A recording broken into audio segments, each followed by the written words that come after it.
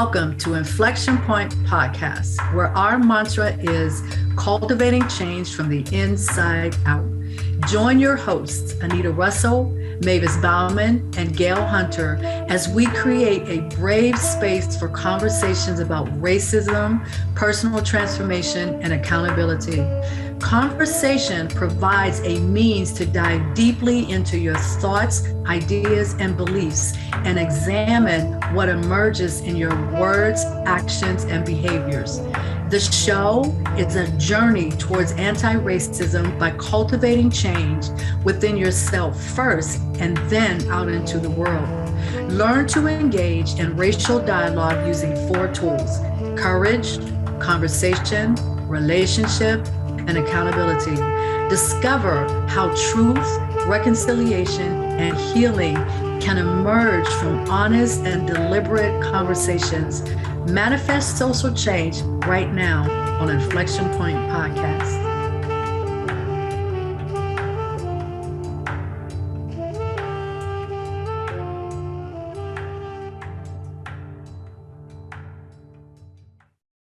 Well, hello, everybody, and welcome to the newest episode of Inflection Point Podcast. This is our first episode in the new year, and I hope everyone out there in our listening audience had a really great holiday season. Whatever it is you celebrate, that it was blessed, it was peaceful, and it was joyful. So we're really excited to kind of get our year started. We have some new topics that we're going to be talking about. For this particular episode, we're going to talk about, we're going to continue a conversation that we had started back in December. But before we jump into that, I want to have Gail and Mavis say their hellos to everyone. Well, hello and welcome. And I wish you all a very happy, joyful New Year. Hi, it's Mavis. Happy New Year. I'll probably say that through January. Great to have you with us. Absolutely, absolutely. So if you've seen us before, you know how this goes. We are the anti-racism mastermind group, and we are your guides on a journey towards anti-racism. The last session we had, we opened up this conversation about identity, and we talked about the role that identity plays in the history of enslavement through Reconstruction, various movements and all that sort of thing. So we had a lot that we wanted to cover. We didn't get a chance to cover everything. So we're going to kind of continue that conversation now around this issue of identity. And what we are going to do over the course of maybe the next 2 to 3 sessions is we're going to develop this conversation, but just stay with us because the conversation gets further and further along, and it kind of mixes historical, it mixes things that we would like to see in the future and all that sort of thing. So what we're going to do is we're going to talk about identity across 6 movements. And when I talk about movements, I'm talking about social movements, I'm talking about political movements and things of that nature. And so looking at how identity, particularly for us in the African-American community, how did our identity morph and change over the course of these different movements and things like that? So not just our identity in terms of how we see ourselves, but also the identity in terms of how other people see us. Because to a great extent, our identity we have been misidentified, I'll put it like that, in terms of this very broad, monolithic way of looking at who we are and all of that. And so we're going to dive into some of those conversations. So we're going to talk about 6 movements, starting with the Great Migration. We're going to talk about Harlem Renaissance, the Civil Rights Movement, the Black Nationalist Movement. We'll talk about the Black Panther Party, and we will talk about the global Black Lives Matter of movements. So you can see how that history is flowing from one movement into another, and how the way we see ourselves as Black folks living in the United States kind of changes with the course of time as well. And then, as I mentioned earlier, how other people look at us and define us sometimes monolithically and that sort of thing. So we're going to just open up the conversation, and this is intended to just be a very sort of an ad hoc conversation, so Mavis and Gail can jump in at any time. We're going to talk about the Great Migration. And you think about the Great Migration was that period of time between roughly the early to mid 1900s, 1917 through 1970. And so there was a lot of stuff that was going on. So when you think about the word migration, you think about movement, you think about people generally going from one sort of locale and sort of beginning to spread out and all of that. So from the African American perspective, coming out of enslavement, going through the Civil War, going through Reconstruction, going through Jim Crow and all of these things. But I think one thing that I really want to drive home is that these things aren't necessarily working in parallel, that they're all kind of flowing together in these different time periods that are overlapping and things like that. And so there's this time period where we're starting to grow. For example, during Reconstruction and emancipation and all of that, we have the opportunity to kind of start to grow for a little bit. Then things started to change. Now people are using the laws to encode our movement, to encode what it is we're allowed to do, codifying our behaviors and codifying how we're identified and things like that. And so all of this has been happening over a period of time. When you think about the Great Migration, that was that period of real movement.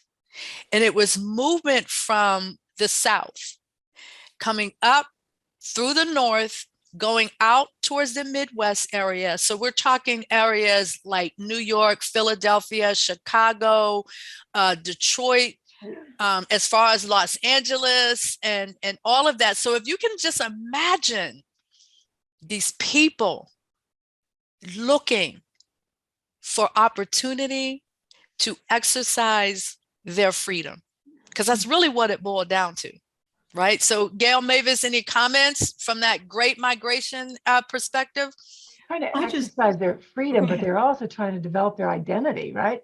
Who am I and who am I free to be now? And unfortunately, they kept being met with many different codes, as you said, and laws that were never changed completely, and new ones that were put in place that really restricted their ability to develop that total identification. Yeah, sorry, Mavis. Yeah. Oh, it's okay. If I'm not mistaken, I remember reading in it's Isabel Wilkerson, right, in the book The Great Migration, that very often men left their families to go and find work, and then to bring their families up north. And you think a little bit about, I guess I did, I thought about the separation and the hope when the receptivity in the north was not that great, and these families were already separated, probably with no resources or very little to get back together. So I just thought it was interesting that they had to separate that way, which was the nightmare of anybody coming out of the slavery period. Mm-hmm. Because you also have to remember that that whole concept of separation was a part of the enslavement. I mean, being separated from your native land, going all the way back to different countries in Western Africa, the Atlantic slave trade and all of that was all about separation. And so physically separated, emotionally separated, psychologically, mentally, spiritually, everything, this separation of being ripped from everything that you're familiar with. Your identity again. Your identity, yeah. Exactly. Your very identity being ripped away from you.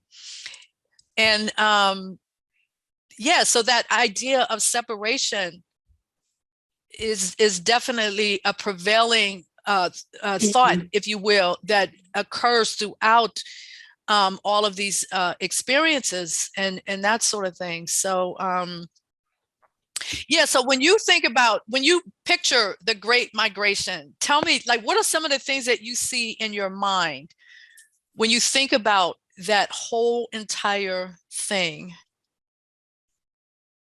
And I think about they must have been really having a lot of hope and possibilities. And, because they've been so enslaved and restricted for all those decades and decades and decades that all of a sudden they're free to travel without being, killed or because they left the plantation. And so they had to feel a lot of hope, but then the disappointment, the disillusionment that probably they kept meeting along that path, right, as they started migrating. Still, Because I mean, you hit the nail right on the head in what you said. It was the hope of freedom. Right. It's the hope of opportunity. Right. It's the hope of a better life. But when you have multiple turns, you're going in this direction, you're hit with Jim Crow. You go in this direction, you're hit with something else. And the lynchings and all of that stuff was still going on during the Great Migration period. But the thing that drove people, at least from my understanding and my reading, is just this desire to be free and to really, really experience that liberty that is talked about in this country. Some of the things that we've talked about, liberty and justice for all, but clearly it was not meant for all. And so when you're economic liberty, exactly, no economic independence. Exactly. And just trying to figure it all out. Right. So if you think about leaving the South, and the South is all you've ever known, and you're moving, taking a chance on moving to a place that you've never experienced before. It's almost like what they experience in being taken from Africa and brought to the United States. It's all over. It's all that kind of thing all over again, except it's now within this country. Another traumatization, right, Gail? Another full-on set of traumas. Meeting one trauma after another. Yeah. You know what I think of, Anita, is I've read and watched a lot about the Dirty 30s and the migration of people towards, the gold rush days, and how, the grapes of wrath and so many people on a wagon trying to move their families to different places with hope of work and so on. And I think I saw a picture in the last couple of days in one of the films we're watching where there was a Black family looking just like that, trying to do the same thing in their migration north with nothing. And you have to wonder about the losses they incurred on the way. And I just can't imagine that many people welcomed them with open arms. Yeah, of course. I mean, because racism, discrimination, prejudice, bias, all of that existed in the North as well. It just was seen it was a little bit more covert, I would say, in the North than in the South. It was just kind of directly in your face, but it was still here. And so being able to overcome that and to have that resilience, to just keep moving forward, no matter what, just keep on moving forward. And I think another aspect of that is just this idea of the next generation, things will be better.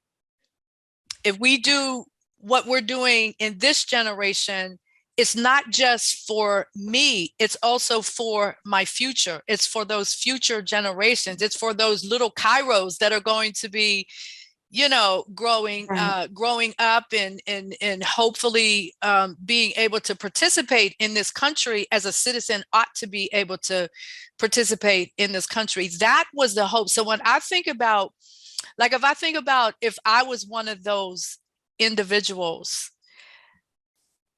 I would think that there's just such a mixture of emotions, because there's fear, but there's excitement. There's excitement. And the bottom line is, I would imagine just kind of thinking, well, things can't be worse than what we just came through. So it's just this hope for the better. And as we go through these different movements, I think we'll see that that hope is always there, right?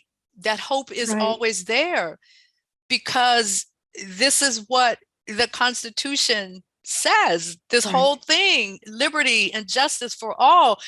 I think of all the people that live in the United States. I would say that Black people are the ones that really, really understand what that actually means Mhm. to have full liberty. Yeah. Not what does it mean from the standpoint of necessarily experiencing it, Right. but just from the standpoint of that is the goal, Mhm. right? Yeah. Yeah. Because they That's know, cool. it's like people say that to know up, you must know down. Well, they know the absence of that freedom of liberty. And so they also would then know the experience of that liberty, each step that they took, that they reclaimed it. Anita and Gail, I'm about to say something not very smart, so I'm giving you heads up. Growing up in a white environment and knowing about Black people, I just thought Black people just were. I had no idea that there was this full-on connection to slavery. I had never heard of the Great Migration until just a few years ago. So I was not aware that there was this history of trauma and the close connection that we have with those eras of slavery, of the Great Migration. I mean, the Great Migration went until I was in high school. That's just not that long ago. So was that bad, Anita? Was that really horrible? I just didn't know. I thought that just like somebody has blue eyes, somebody has brown, there's Black people and there's white people and there's everything in between.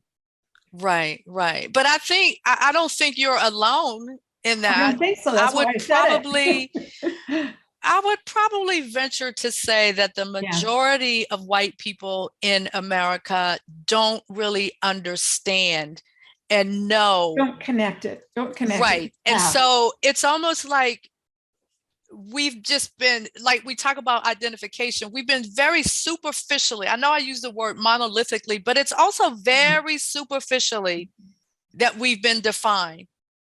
We've made no contribution. We're just kind of here. We were enslaved. We complain about racism. We complain about discrimination. Like, why don't you just get over it? Yeah. But I think we're in a different time now. When you look at things that led up to where we are right now, when you think about, the work that's happening around this country in the areas of anti-racism, in the areas of eradicating racism and all of that, that's a really bold thing to say and to strive towards, is this idea of eradicating racism, because it really boils down to people being educated as to what it actually is. How did it impact me? How does it impact me in 1971 when I stood outside of my school under these new rules of forced integration? 1971. Right. We're not talking 71. We're talking 1971. Right. That's a very vivid memory for me. Yeah. And that doesn't even scratch the surface of people experiencing being in the South and being enslaved and going through the Great Migration and all of that. Right. And the change in communication, the ease of it now. I think this really is a different time with the same problems, but it's a different time and we can do something about this long existing racism. Exactly. So I wanted to mention a woman that I met. Her name is Dr. Stephanie Body, and she's with, let me make sure I got it right. She's with Baylor University. She's the assistant professor of the Diane R. Garland School of Social Work. And she's also a part of the George W. Truett Theological Seminary School of Education. That's a mouthful, right? So as you all know, I'm a member of ASALH, which is the Association for the Study of African American Life and History, right? And we, at the local level, we do at the national and the local level, but my involvement is mostly at the local level. And we do a lot of programs. And Dr. Body came and did a program for us, and she focused on the Great Migration. She calls it, her project is Unfinished Business from the Great Migration to the Black Lives Matter. So I wanted to read something to you that I thought was really, really interesting. It's just a general description of her work. It's kind of this ethnography research and all of that. So it's really looking at the culture and the stories and what is happening to the people at that level. And so what she says is Unfinished Business connects themes of relocation, resistance, remembering, resilience, resplendence that have passed from the silent revolution of the Great Migration to the louder contemporary movements of Black lives. And so I like the way it's connected, because that statement right there feels very fluid to me. And that's kind of how I see all of this, as being very fluid, that it's not these discrete blocks, that this stuff is just happening all at once and, across this spectrum of a time. And it just goes on to say, Unfinished Business is an ethnographic research project that uses a multimodal approach. And what that means is really just understanding who we are, understanding our stories, understanding our experiences, not from a factual perspective, from facts and, all of that, but from the human perspective. Like, who are we? What are the things that we've done? What was it like being, like, what is it like being Black in America? We've talked about all different subjects and everything around that, but I just wanted to kind of bring up Dr. Body's work, because the work that she did is pretty incredible. Okay. Mm-hmm. So at this point, we're going to start our conversation a little bit about the Harlem Renaissance. We're going to start with that time period. So most people think of the Harlem Renaissance, and because it's called the Harlem Renaissance, most people associate it with New York. But it's also referred to as the New Negro Movement. So if you tie that in with the Great Migration, it's all about movement. It's all about movement, and what does it feel like to experience the freedom? I'll put that in quotes a little bit, to be able to pack your bags and just go to New York or go to Chicago and all of that. Yeah, when I think about it, it just, I get kind of goosebumps sometimes when I think about all of this. But what do you think of that name when you hear Harlem Renaissance versus the New Negro Movement? So have you ever heard those two phrases connected together, or was it always just kind of the Harlem Renaissance? I never understood the Harlem Renaissance, not the two connected.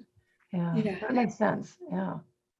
And I did think it had to do with New York, because of all the elegance and everything that is in the Harlem area. The buildings, and those reflected it. Am I right on that? That might be my perception, but like the Apollo Theater, and just if you don't mind, I'm going to toss back to Dr. Body, that she was focused on the cultural aspects of what Blacks brought throughout this. And that's something else I haven't considered kind of separately. How, jazz has changed music, how their art, how everything, the human beings just express themselves in art in all forms. And Black people have done it since the very beginning as well. Mm-hmm. And it's somehow we've kind of, white people, it seems, have, kind of subsumed most of it, like, oh, this is American. But this is a huge gift that needs to be acknowledged for its roots. Absolutely, absolutely. So it's about our culture. Our culture is part of our identity and all of that. And when you really look at one of the results of the Great Migration, besides, some of the things that you just talked about with the music and the dance and all of that, was also that America was beginning to be influenced by our culture, even though to a great extent, there's lots of misappropriation. There's, all of these different types of factors that are going on. You've had musicians that produce their music, but the production companies got all the money, just different things like that. But I always look at when I think about the Harlem Renaissance and this whole new Negro movement. So that's like another identity shift, right? When you think about it, this identity shift to this new Negro movement and everything, I think about, I just really, really get a sense of freedom of expression and freedom of all of that stuff that may have been pent up for so long, now being able to be freely expressed, even if it's just within our community. It's still being able to be freely expressive of who you are. And then I think about the Great Migration, Harlem Renaissance and all of that. But then when I connect it back to the slave trade, all of those gifts and talents and stuff that were contained within those individuals. Mm-hmm. And so it's no surprise to me that generationally, all of that culture is still maintained. It's still maintained. Until finally we get to that place where we're able to move beyond the boundaries of the South and move beyond those intellectual boundaries, move beyond those cultural boundaries, and get to a very different place. Right? It's like coming back to self. It's like coming back to the core, to where you can, right? The origins, and looking at identity and where Black people really came from, and that was all part of their culture, right? With music and arts and so forth. Yeah, and music, art, gospel. Right, as much as horrible things were happening, somehow that wasn't destroyed. Revived. Right. Exactly. Which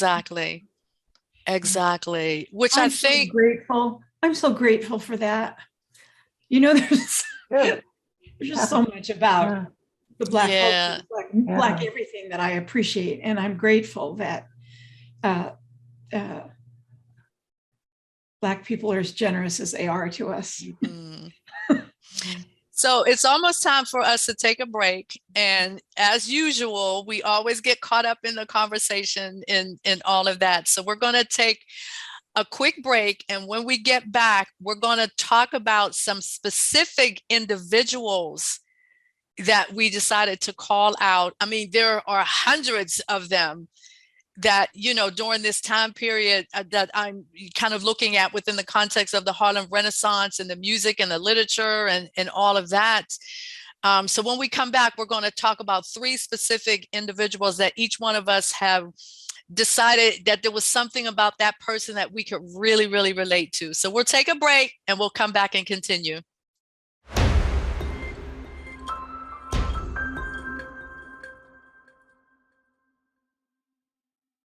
Okay, so welcome back to the second half of our session, where we're going to continue our conversation about the Harlem Renaissance, or the New Negro movement. And just for a reference of a time, this was kind of like in the 1920s through the 1930s kind of a time frame. And so the person that I chose to talk about is Zora Neale Hurston. So for those of you who don't know much about Zora Neale Hurston, she's an author. And the thing that's really cool about her is that she wrote a lot from the standpoint of of folklore, of African folklore, and the folklore of the South, and just different things along those lines. And so one of her books is a book called Barracoon, The Story of the Last Black Cargo. Mm-hmm. And this gentleman that is it's him telling her story. So she's going down to, I believe it's in Alabama, and she is interviewing this individual who at the age of 19 was still living in Africa and found himself caught up in the slave trade, right? So what's interesting about his story, his name is Cudjo Lewis. That's his American name. His actual African name was Oluwele Kosula. Oh, it might be Oluwela Kosula. But he is an individual who was just born in the right time period, so to speak, that he experienced the Middle Passage, he experienced the Civil War, he experienced Reconstruction. So if you can kind of hold that in your mind. So in 1927, he was the last living survivor of the Atlantic slave trade between Africa and the United States. 1927. Just let that sink in for a moment. This is a man who at the age of 19, I think when he passed away, he was like in his 90s or so. At the age of 19, was getting ready to get married and was kidnapped. However, the way he was taken, it was because of it was like a neighboring community, or a neighboring kingdom, I should say, who was in, and this is in Africa, so this is a neighboring kingdom that was involved in the slave trade. So everybody knows that there were, to a certain extent, that there were Africans that were also involved in the slave trade. And this particular king came to Mr. Lewis's community and literally raided the community, killing most of the people in his community and taking him as well as some other people and putting them on a ship.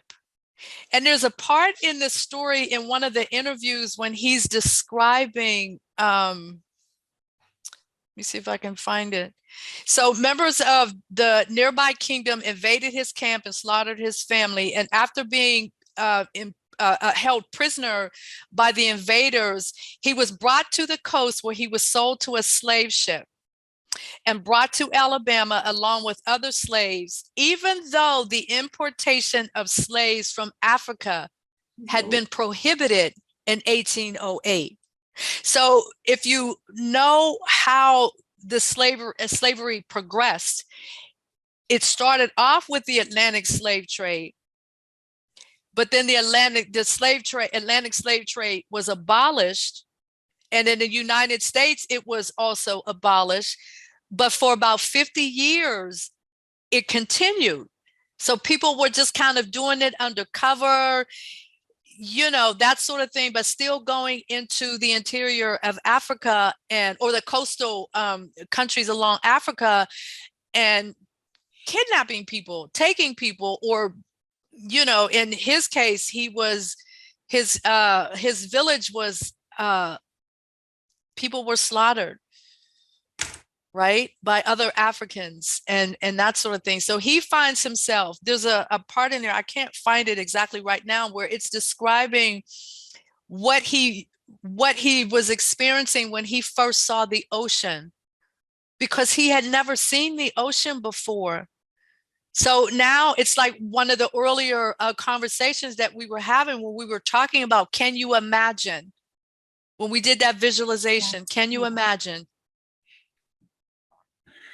Right? And so Zora Neale Hurston meets this guy and starts talking with him over the course of several years to kind of get the book. The book was completed but not published in 2018. So she got a lot of resistance because when she wrote the story, she did not interject herself into the story. So it was 100% his storyline, his dialect. And so in that time period, this sort of African mixture of African English dialect was just not something that was very well received. And so she got turned down by several publishers, and the book wasn't published until 2018. Did you hear me? 2018. That's what is that? 4 years ago. Yeah. Literally 4 years ago, Wow. that his story was finally told. And it's a powerful, incredible story. I have to read that. Yeah. And so the book ends up getting published 60, I believe it's 60 years after Zora Neale Hurston passed away. So the point I'm making also with all of this and all of these discussions is that this stuff is timeless. Mm-hmm. You can look at the severity of the period of enslavement, but the remnants of that are still very much in play here. Mm-hmm. So I want to shift it over to Gail, because I want to make sure that we get all three of our people covered. So I'm going to shift it over to Gail, and she's going to share a little bit about a gentleman by the name of Carl Hansberry. So Carl Hansberry, in the 1930s, he and his wife, Nanny, they decided to leave. He came from Mississippi, I believe, and she came from Tennessee. And he was a real estate broker, and she was a school teacher. And they managed to save, and they went to Chicago, and they managed to save up enough money to buy a home. Now, when African Americans sought to move their families to more favorable conditions, they faced a really difficult structure of policies and customs designed to maintain racial exclusion. Restrictive covenants introduced as a response to the influx of Black people during the Great Migration were clauses written into deeds that outlawed African Americans from buying, leasing, or living in properties in white neighborhoods, with the exception of servants. But by the 1920s, the widespread use of these restrictive covenants kept as much as about 85% of Chicago off limits to African Americans. And so he decided that he was going to change that. And he was, as I said, he was a real estate broker. He also started the first Black bank in Chicago. Wow. Right. And this is a very bright guy. So he decided he knew somebody that was white and that was a white realtor and who was very progressive at that time. And he was able to get this house bought in an area that was all white, right? But it was also in an area where the restricted covenants were clearly instated. So what began to happen, obviously, was that the people in the neighborhood began to protest them and became very hostile. And they threw bricks at their windows. They were always being harassed. The kids, there were 4 kids in the family. The youngest was 7, I think, when they moved there. And her name is Lorraine, and I'm gonna tag her onto Dad. And it was really terrifying. And the neighborhood, there was a woman that pressed charges and did a case against him, and he was forced out of the house, and she won, or the neighborhood won. But he decided he was going to take it further, and so he went to the Supreme Court. He he was determined to make sure that these laws were going to change for him and for everybody. He eventually was able to win in the Supreme Court, and they did reverse some of these laws. It took many, many other people a decade or so after that before the actual full law was changed. I think it was in 1968 that was completely changed. And so he never lived to see that. He was so frustrated with the process and the length of time it was taking in the Supreme Court.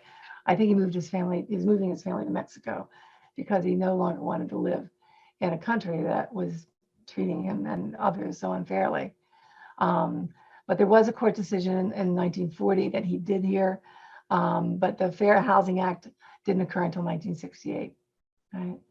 But there's another piece to this, and that's his youngest daughter. Lorraine Hansberry, when she was older, and her father knew many people, and many people that were very well established figures in theater and culture would come to their house. And so she grew up knowing a lot of people. And so she decided she was going to move to New York. And she originally wrote for Freedom, which is a progressive publication founded by the celebrated singer and activist Paul Robeson. During this time, she also wrote a play called Raisin in the Sun. I believe was the first play on Broadway, written by a Black author, by a Black playwright. And as much as they all thought that it was going to fail miserably, it actually succeeded and ran for about 19 months. And after that was then made into a movie where Sidney Poitier, I believe, was the primary actor in the film. And so but the other thing that she got involved with was something called the Forum. And the Forum, which makes you think about what we're trying to do here and trying to create conversations, right?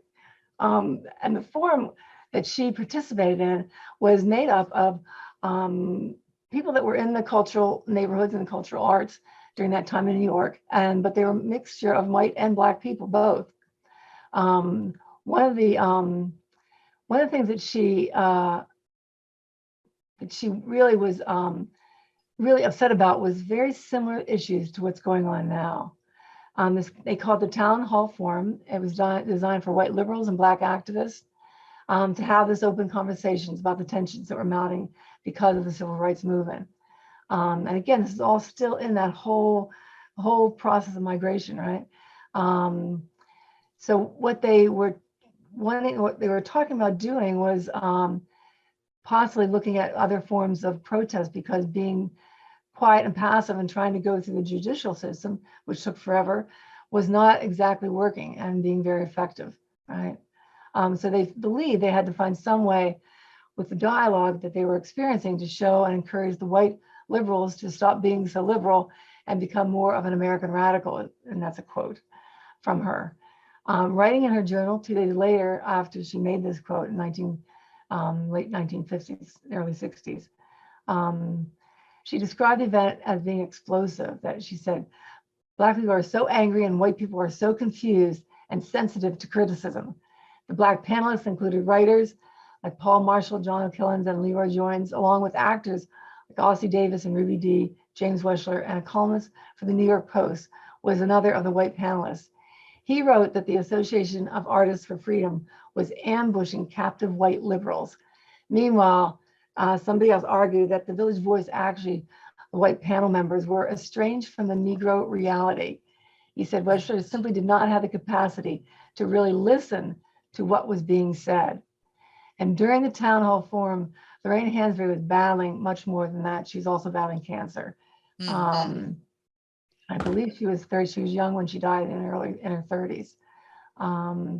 But she was really part of a movement at that point in time, not that dissimilar to what we're trying to do, right? And trying to have conversation, trying to learn what's really going on, to have people have a voice and express what they believe.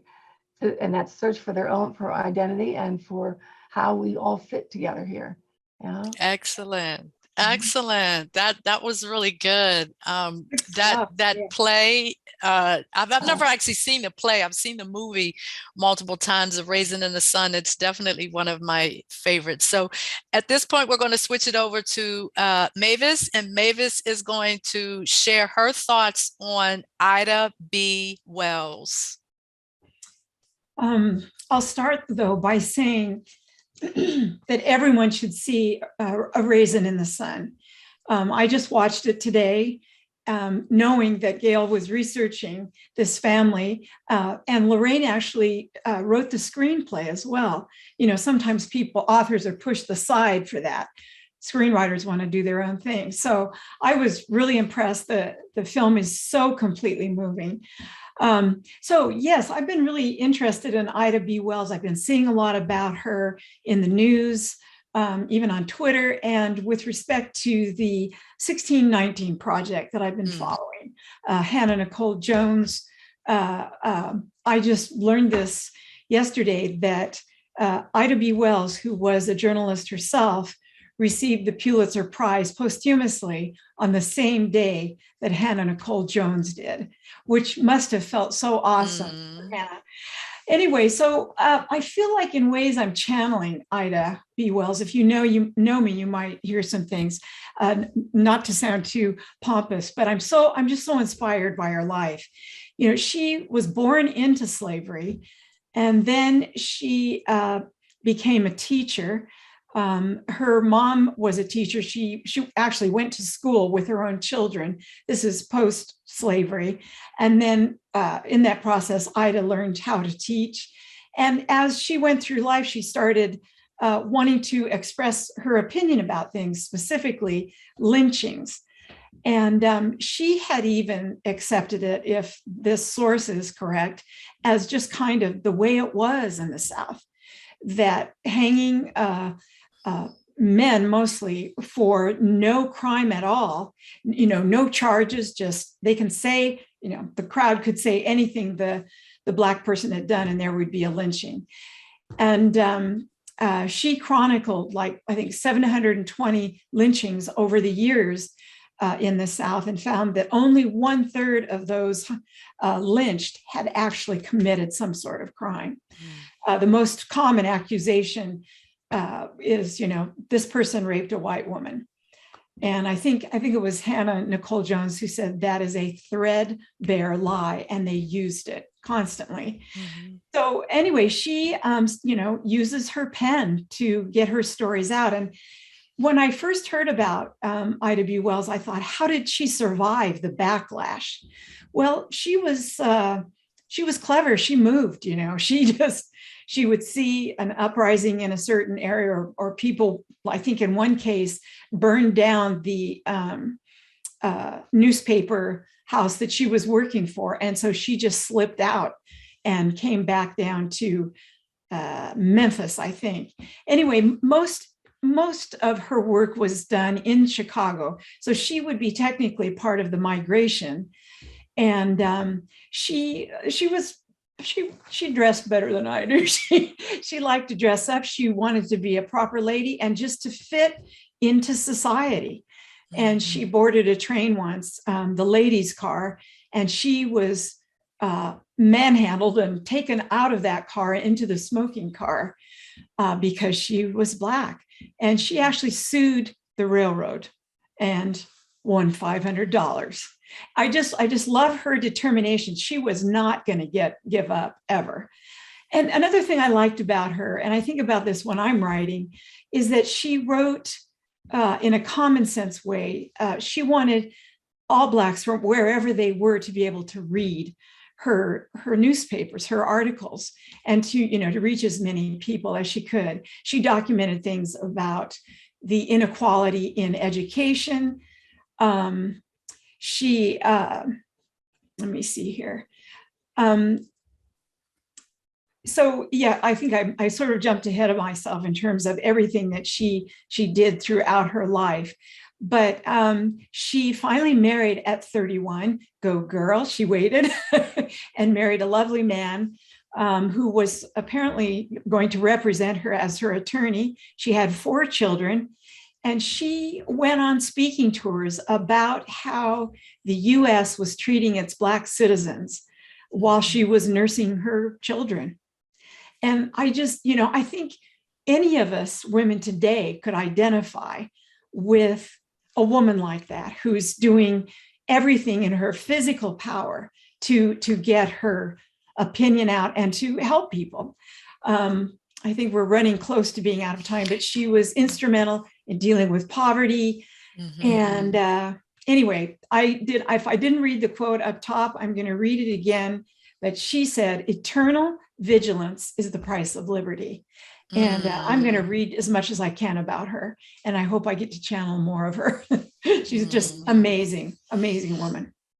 Yeah, that's pretty awesome. So these three individuals were just three examples of the people, the caliber of people, that determination and all of that were part of the Great Migration and a part of the Harlem Renaissance and all of that. So when I go back and think a little bit more about Zora Neale Hurston, it was her interest in African American and Caribbean folklore, but she really focused on how these elements come together in the community's identity.